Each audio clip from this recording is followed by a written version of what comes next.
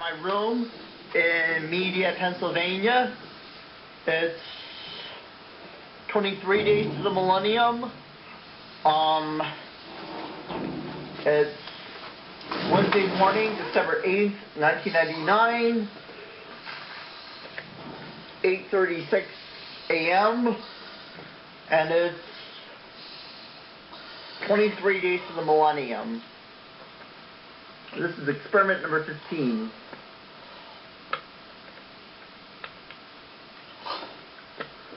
These are some of the horror creatures I did. This is called a video. What we do is it's a movie on a standard case cassette that's plugged into a VCR. And you can watch these movies from your own home. This is Pixar's Toy Story. It was the first computer-generated movie done in 1995. Over 2 million Buzz Lightyears were sold, but we didn't have enough to make demands. Back in 1997, over 200 Tickle Me Elmos were sold.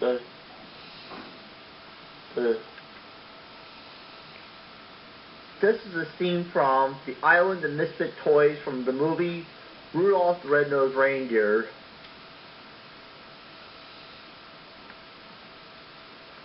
We didn't know if we had enough to make demands. This is a cartoon from Peanuts. Peanuts was created by Charles M. Schulz. Well, back in the 1960s. Back in 1972. It's been the most popular strip of those days. This is a picture of the king of rock and roll, Elvis. Elvis was the most popular rock and roll star back in the 1950s and still is today. Most people think Elvis is still alive. In fact, they still see them. But he's not. This is a Warner Brothers character called the Tasmanian Devil.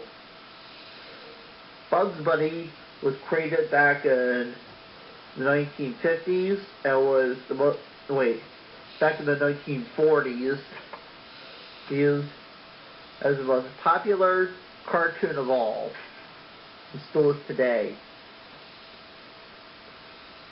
Most people think that aliens are still out there. In fact, some people have seen them. Let me first ask you about your overall impressions of Eric and Dylan Klebold in terms of their demeanor and their relationship with each other.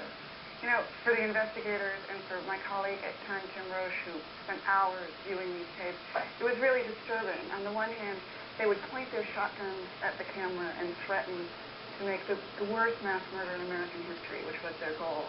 And then they could very suddenly switch into laughing and joking with each other and complaining about the girls who didn't return their calls.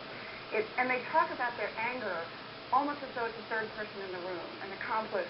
This was the biggest mass murder in, in a sense, in 1998. Of the two, but it's clear as they talk that Dylan was just as angry a boy and that it was very much an equal partner. Heretofore, I mean, a lot of people have suspected that Dylan Klebold was the follower, that Eric Harris was the instigator, basically, and that he sort of was the weaker person who kind of went along with the whole plan, but these tapes don't indicate that. No, and we looked at the whole police investigation, and the ballistics report as well suggests that even on the morning of the massacre, that Dylan fired just as many shots. Anything else, Nancy, that you've learned or gleaned from these tapes that are different than what our impressions have been before? You know, everyone started, and the investigators started with the notion that these were sort of two neo-Nazi outcasts who just wanted revenge. When Eric Harris says it's going to be like blank in June 666, if there's a question about the impact video games, or this particular video game had, I think the tapes answer that question, don't they? They do. It is impossible to discount the impact when you listen to these boys talk. Their frame of reference ranges from the Old Testament to Shakespeare to video games, but it is clear that they hope to reenact the ultimate video game. And Harris named one of his shotguns after a character from the game, and he refers to his shotgun as Arlene.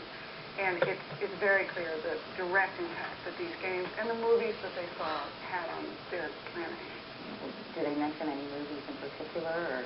We know that among their favorite movies were movies like The Natural Born Killers and Reservoir Dogs, and some really very violent movies. And they are so steeped in the culture, in a sense. They're very aware of this role that they will play, and their quest for fame this is the path that they want to take. It's the evil path they could have chosen. They apparently, Nancy, have quite an elaborate plan, which they outlined on these tapes, that really didn't come to fruition and when the crimes actually, or the rampage actually took place. That's right. And now that the investigators have really had a chance to put 10,000 pieces of evidence together, they were planning.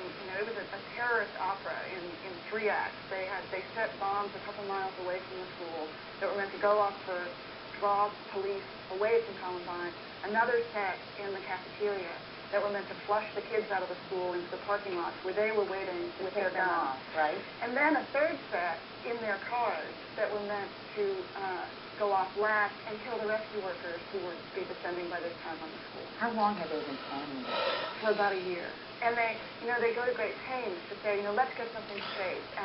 People are going to say we were just copycats because there had been the earlier school shootings in Oregon and Kentucky. Said, those guys didn't know what they were doing. We were original about this, essentially. We thought of this first, and this has nothing to do with those other school shootings. In terms of speaking of fame and fortune, at one point they say, isn't it fun to get the respect that we're going to deserve? Directors will be fighting over this story. And as I mentioned, they say they have a little talk about who's going to be the director. Who they would trust to make their story. Did they seem delusional when they were talking about this? I mean, did they really think that they would be celebrated? Oh, these kids are totally messed up. I think, the problem is that they were aware that, we have reached a point where fame is completely detached from merit. It wasn't that they thought that they were going to be celebrated, just that they would be unforgettable for what they were planning to do. Ironically, the only people they talk about with any fondness is their parents. And we've got some excerpts from what they talk about their parents. They say, there's nothing you guys could have done to prevent this. Bill and Cleveland says, I'm sorry, I have so much rage. At another point in time, they go on and talk about explaining Eric Harris why he doesn't want to be close to his parents. I don't want to spend any more time with them. I wish they were out of town so I didn't have to look at them and bond with them more. That's interesting because at one point Eric Harris even says, actually, let me correct myself, Bill and Cleveland said his parents are great. Good morning. I'm Ted Harris. I'm in my room in Media, Pennsylvania.